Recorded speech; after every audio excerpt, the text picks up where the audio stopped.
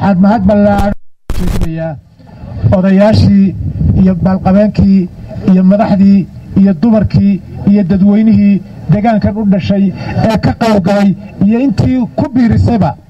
ee wax ku biirisaba ee u horseeday in wadadan aynu maanta furayno gacanta lagu dhigo insha allahu tacaala annagu haddii aanu dowladda Soomaaliya nahayna waxa aanu goosanay oo aanu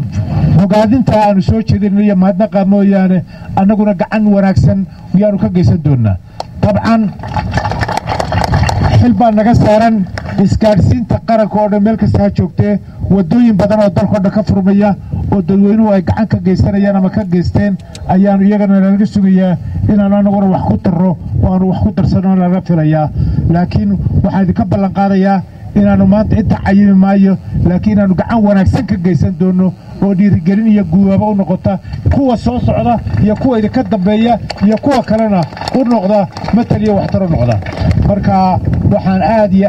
aad u mahadinayaa odayaashii halka laga wada magacaabay ee hormuudka ka ahaa ee wax ka qabtay ee hawshatan bilowgeedii iyo maaloorinteedii iyo sukaankeedii iyo dadka kicintiisaba wax ka ahaa aad baanu